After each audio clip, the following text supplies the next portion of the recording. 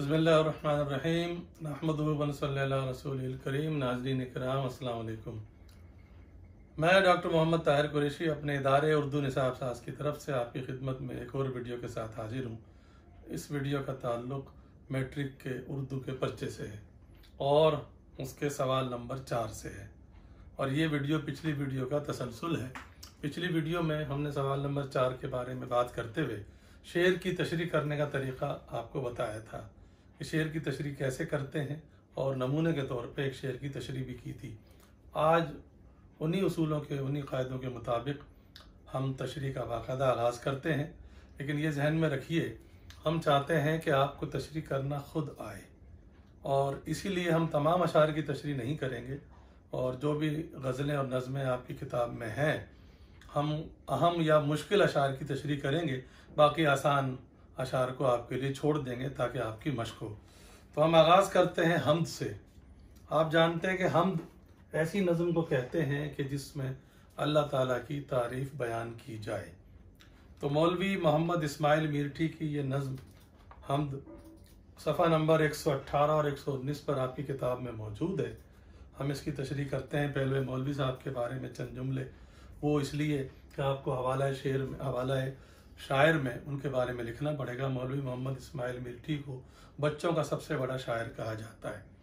आप उस्ताद रहे, अरबी फ़ारसी जानते थे, आपने बच्चों के लिए बहुत ज़बरदस्त नज़में लिखी। इसके अलावा बच्चों के लिए निसाब तरतीब दिया जो अरसा दराज से पाकिस्तान और हिंदुस्तान में पढ़ाया जाता रहा, और अब भी उनकी नज़में चाहे वो पाकिस्तान हो या हिंदुस्तान हो उर्दू के निसाब में शामिल रहती हैं। कुल्लियात इस्माइल के नाम से आपकी तमाम शायरी का मजमुआ शाया भी हो चुका है। अब आइए हम्द की तरफ। पहला शेर है, खुदाया नहीं कोई तेरे सिवा, अगर तू ना होता तो होता ही क्या। ये मुश्किल शेर नहीं है, इसलिए हम इसकी तशरीह नहीं कर रहे, सिर्फ तसलसल के लिए हमने उसको पढ़ के बताया है। दूसरा शेर, तसव्वुर तेरी ज़ात का है मुहाल, किसे ये सकत और कहाँ ये मजाल। हमने जो आपको तरीका बताया था कि शेर की तशरीह करते हुए हम क्या करें, सबसे पहले शेर को नसर बनाएं, उसके बाद उसे आसान करें, और तीसरे मरहले में जाकर तशरीह करें।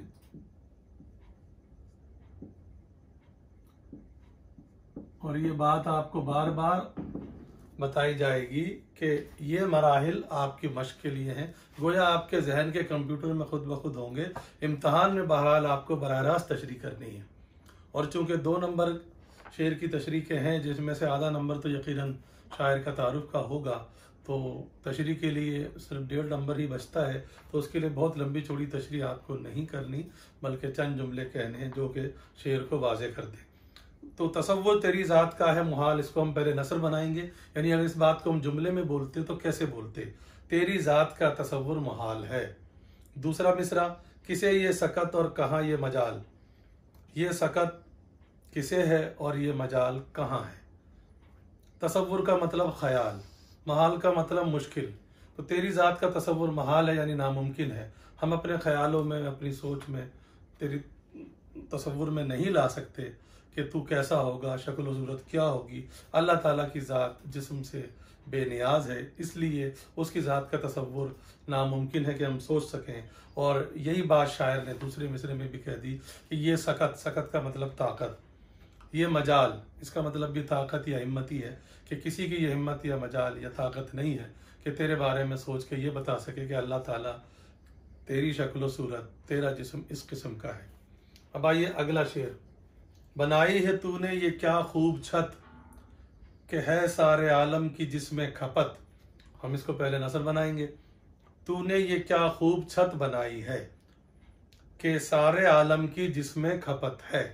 अब आइए अगले मरहले पर आसान कीजिए। छत, आसमान को कहा है शायर ने कि तूने कितनी ज़बरदस्त छत बनाई है। यह आसमान जो एक छत की तरह हमारे सरों पर छाया हुआ है, और इसमें सारे आलम की खपत है। खपत का मतलब सबका इस्तेमाल है। आलम का मतलब दुनिया, सारी दुनिया इस एक छत के नीचे आ रही है। तूने इतनी बड़ी और इतनी शानदार और इतनी ज़बरदस्त और वसी छत बनाई है कि पूरी दुनिया इस एक छत के नीचे आ जाती है। ये तेरा ही कमाल है, तेरे अलावा कोई ऐसा नहीं कर सकता। आगे चलिए, अगला शेर आसान है। ये तारे जो है आते जाते हुए, चमकते हुए, जगमगाते हुए, इसकी तशरीह आपको खुद कर लेनी चाहिए। अगला शेर है, चराग ऐसे रोशन जो बिन तेल हैं, ये तेरी ही कुदरत के सब खेल हैं। इत्तफाक से इसमें फेल आखिर ही में है, इसलिए ऐसे रोशन चराग जो बिन तेल हैं, अगर इसको बोलते तो ऐसे बोलते, और ये तेरी ही कुदरत के सब खेल हैं, वो ऐसे ही रहेगा। शायर ने सितारों को, सैयारों को, ख़ासतौर पे सितारों को कहा कि उनको चराग से तशबीह दी है। ये ऐसे चराग की मानिंद है जिनको जलाने के लिए किसी तेल या ईंधन की या तवानाई की ज़रूरत नहीं होती, उसके बगैर ही ये रोशन है, उसके बगैर ही चमक रहे हैं। और ये काम, ये तेरी कुदरत के खेल हैं, तेरी ताकत ही है जो ऐसा कर सकती है, और किसी में ये ताकत नहीं है कि बगैर तेल के या बगैर ईंधन के, बगैर तवानाई के रोशनी कर सके। ऐ खुदा तेरे सिवा ये कोई नहीं कर सकता। अगला शेर है, ये लालो गोहर हैं जो बिखरे पड़े, ज़मी से भी हैं इनमें अक्सर बड़े, उनमें अक्सर बड़े, माफ़ कीजिए।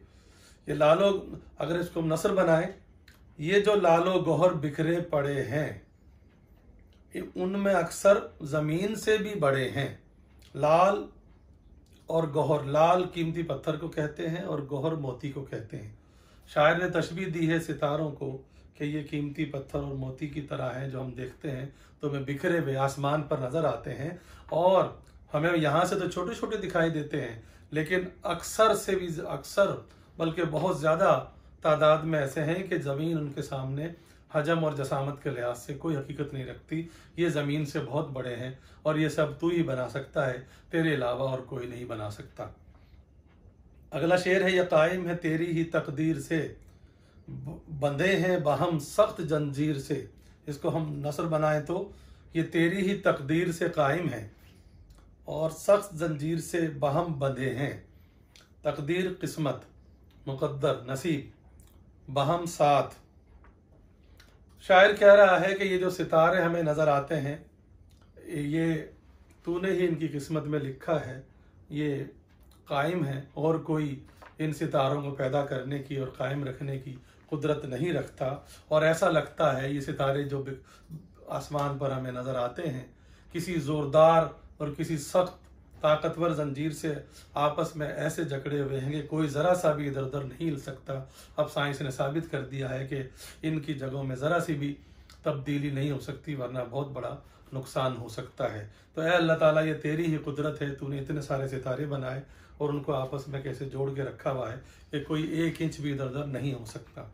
अगला शेर, वो जंजीर की वजाहत कर रहे हैं मौलवी इस्माइल मीठी कि वो जंजीर क्या है, कशिश बाहमी, न इसमें खलल हो न बेशी कमी।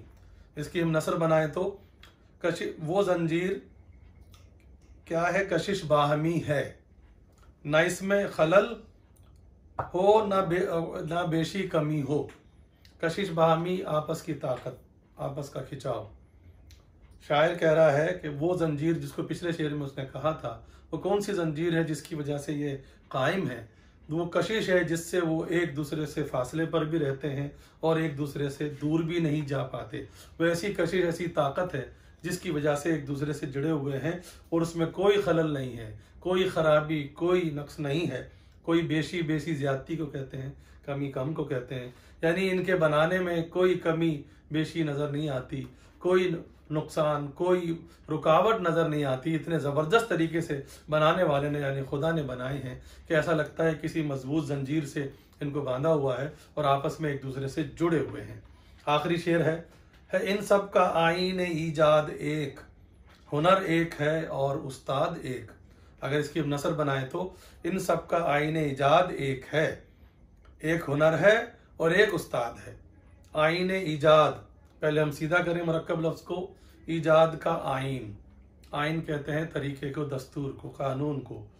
इन सब सितारों के बनाने का एक ही कानून है, एक ही दस्तूर है, एक ही कायदा है। ऐसा लगता है कि इसके बनाने वाला कोई एक ही उस्ताद है जिसने अपना हुनर यानी कमाल दिखाया है और इनको जोड़ दिया है। इसका मतलब शायर ये कहना चाह रहा है कि खुदा वहदहू ला शरीक है, वरना यह मुमकिन नहीं था। अगर 2 खुदा होते तो इतनी ज़बरदस्त तरीके से इन सितारों को, इस आसमान के चरागों को बना नहीं सकते थे।